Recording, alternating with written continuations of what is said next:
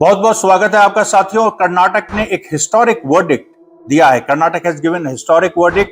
नरेंद्र मोदी की राजनीति पूरी तरह से फेल हो गई। जैसे हमने कहा था कि प्रधानमंत्री मोदी ही tried to implant his own monolithic model on Karnataka की। वो इश्यूज भी रीजनल नहीं थे, इश्यूज भी नेशनल टाइप थे और उन्होंने पूरी कोशिश की कि खुद उनके नाम पे चुनाव लड़ा जाए और वो लड़ा गया और करारी हार हुई। अभी की जो ताज़ा स्थिति है उसके हिसाब से अगर हम विनिंग्स और लीड्स मिलाएं तो कांग्रेस करीब 135 सीट पे इस समय विनिंग्स, जिनके रिजल्ट डिक्लेयर हो चुके हैं और जिनमें लीड कर रही है 135 224 में। Out of 224 Congress has either one और is leading combined in 135 seats.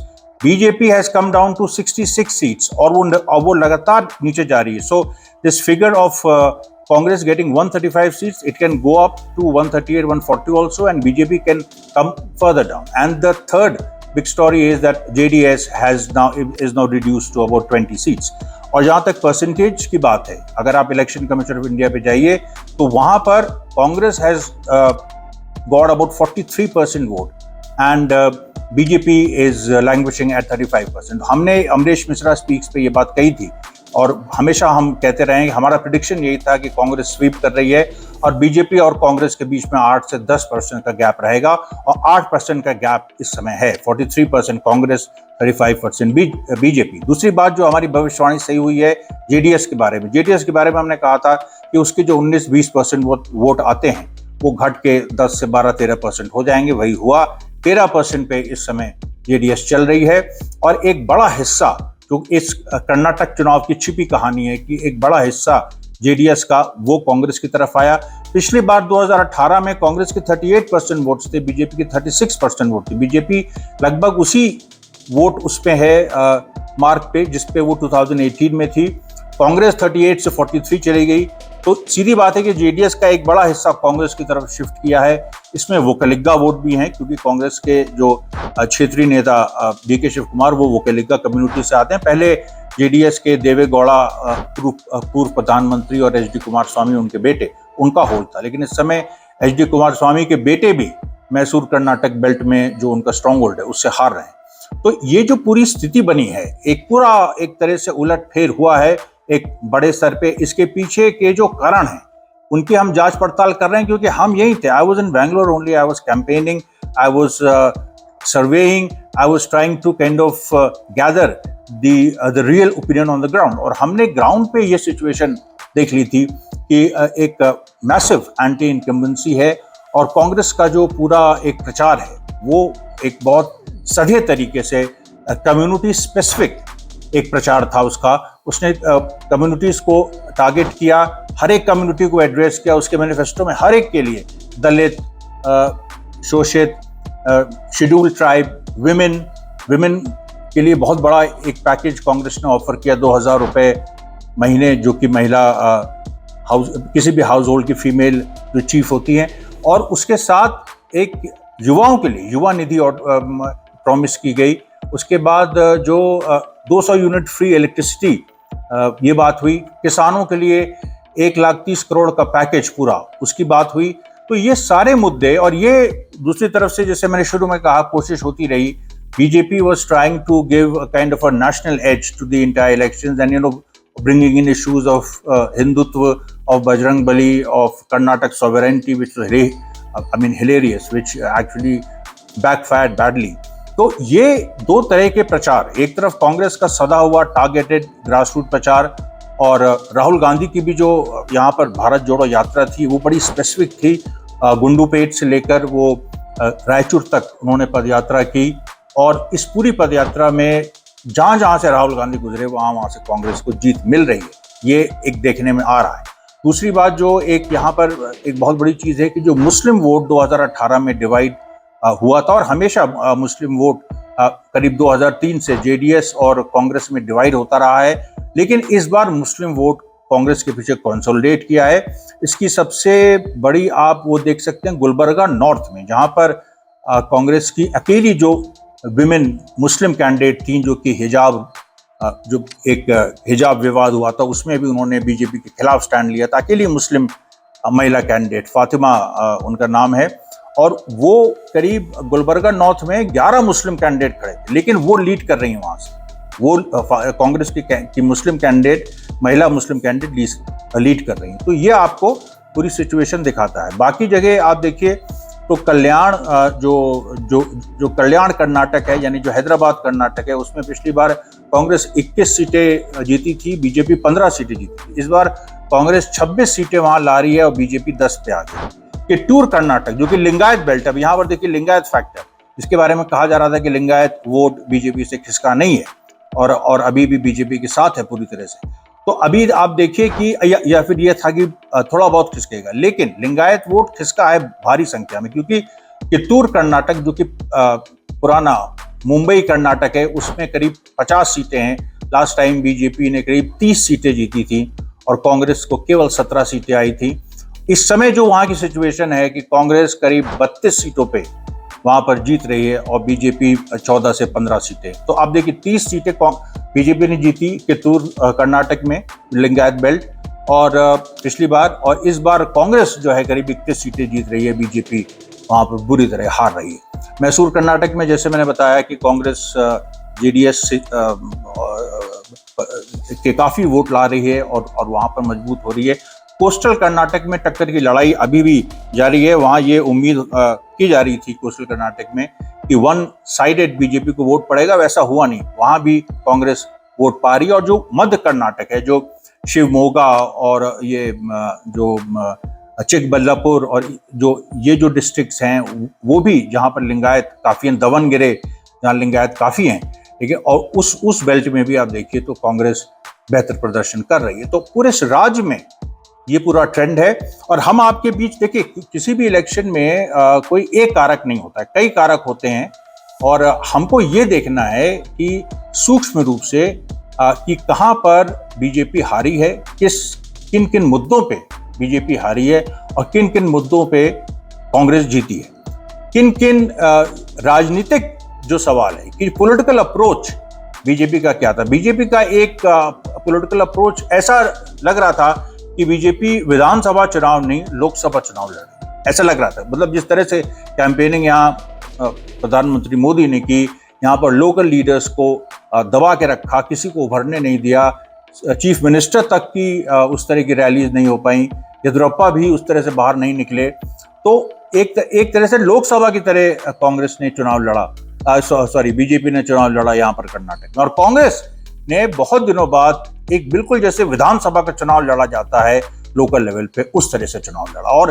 कई ऐसे मुद्दे जो कि बीजेपी ने फेंके, उसमें कांग्रेस ने फंसने से इनकार कर दिया। जो कि हमेशा होता था कि कोई ना कोई बात कोई कांग्रेस के लीडर कहते थे और एकदम से उस पर स्पिन बीजेपी कर देती थी, वो इस बार नहीं हो पाया। और सबसे महत्वपूर्ण इसमें देखिए जो बजरंग बली का जो मुद्दा है कि जब कांग्रेस ने अपने मैनिफेस्टो में इंक्लूड किया कि वो बजरंग दल को बैन करेंगे, अब now the prime minister Modi pounced on the word Bajrang की, और उन्होंने कहा कि कांग्रेस ने बजरंग बली यानी हनुमान जी का अपमान किया है। ये भूल गए प्रधानमंत्री कि हनुमान जी का जन्म स्थान है कर्नाटक किष्किंधा में, और हनुमान जी को यहाँ पर पूजा जाता है, लेकिन हनुमान जी बजरंग बली के रूप में यहाँ नहीं जाने जाते। उनके बहुत सारे लोकल नाम हैं, लोकल वेरिएशंस हैं, जैसे अंजनेय सबसे महत्वपूर्ण अंजनेय है, कोरवरेश है, और भी कई नाम हैं। तो प्रधानमंत्री ने ये नहीं कहा कि यहाँ के लोगों ने ये मतलब कांग्रेस ने कोरवरेश का अपमान किया है या आंजनेय का अपमान किया, ये नहीं कहा उन्होंने कहा बजरंग बली का अपमान किया, जो उत्तर भारत का एक तरह से एक शब्दावली है। तो अब आप देखिए उत्तर भारत में जो चलता है वो दक्षिण भारत में यहाँ की लोकल परिस्थितियों के हिसाब से नरेंद्र मोदी उसको मोल्ड नहीं कर पाए। ये नरेंद्र मोदी की नहीं, आरएसएस की भी बहुत बड़ी ये डिफीट है। It's a defeat for RSS cultural nationalism. जो आरएसएस का कल्चरल नेशनलिज्म है, सांस्कृतिक राष्ट्रवाद है, जिसमें आरएसएस कहती है कि हमें हर जगह के एरियाज की एक बहुत मजबूत पकड़ है, उसकी ये बहुत बड़ी हार है कि वो ये नहीं समझ पाई कि कर्नाटक में बजरंग बली को, हनुमान जी को किस नाम से लोग जानते हैं, ऐसे ऐसे इश्यूज उठाते रहे। अब कांग्रेस के शाही परिवार ने कल कर्नाटका में आकर के बोला है, उन्होंने कहा है कि कर्नाटका की सॉवरेनिटी की रक्षा करना चाहते हैं। कर्नाटका की सॉवरेनिटी यानी कि कर्नाटका की संप्रभुता, क्या आपको पता है कि इसका अर्थ क्या होता है? कांग्रेस जो कह रही है इसका मतलब है कि कांग्रेस कर्नाटका को भारत से अलग मानती है। इस मुद्दे पे उन्होंने एक मतलब भयंकर एक चीखते हुए भाषण दिया था और ये मुद्दा पूरी तरह से यहाँ पर रिजेक्ट हो गया। बल्कि इस मुद्दे से कांग्रेस के वोट और बढ़ गए, क्योंकि कहीं ना कहीं जो लोकल कन्नड़ा जो लोग हैं, जो यहाँ के ओवरवेलमिंग मेजॉरिटी है, उनको ये लगा the Kannada people, they actually felt alienated. They felt that BJP is trying to create postures against them. तो एक पूरे तरह से ये भी उनका कार्ड बैकफायर कर गया। बाकी जो देखिए 14 पॉइंट्स जो हम आपके बीच लाना चाहते हैं, एक पॉइंट तो हो गई, उस पे बात जो बजरंगबली था।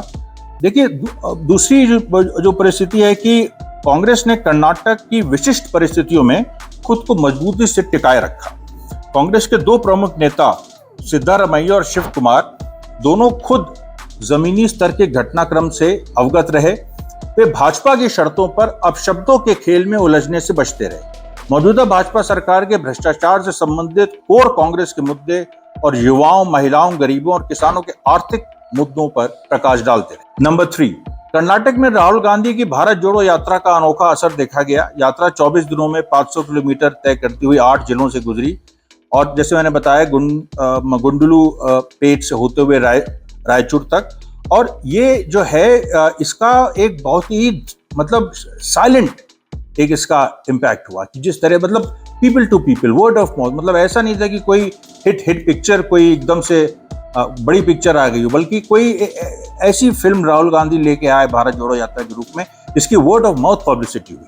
तो चौथा पॉइंट है कि भाजपा का अभियान विरोधाभास से भरा था। पार्टी ने कर्नाटक के जाति मैट्रिक्स को संबोधित करने का बहुत शोर मचाया, 4% मुस्लिम आरक्षण को समाप्त कर दिया और अन्य हिंदू तथाकथित हिंदू जातियों में वितरित कर दिया। लेकिन जब कांग्रेस ने 75% आरक्षण के अपने फॉर्मूले को पेश किया, जो कि नौकरियों में 59% आरक्षण की सीमा लांघने का ठोस प्रस्ताव था, तो बीजेपी कोई काउंटर स्ट्रैटेजी पेश नहीं कर पाई। ये बहुत बड़ी बात थी। 4% मुस्लिम वोट जो मुस्लिम रिजर्वेशन था उसको स्क्रैप करना और उसको दूसरों को देना, और ये देखा जा रहा था कि इससे कांग्रेस बीजेपी के साथ जो हिंदू जातियां आएंगे, लेकिन ऐसा हुआ नहीं, क्योंकि कांग्रेस ने उससे बढ़ के ऑफर दे दिया कि 75% तक वो आरक्षण ले जाएंगे और जो 59% को ब्रीच करेंगे वो कैसे करेंगे, उसकी एक प्रॉपर जो रूल ऑफ लॉ के हिसाब से।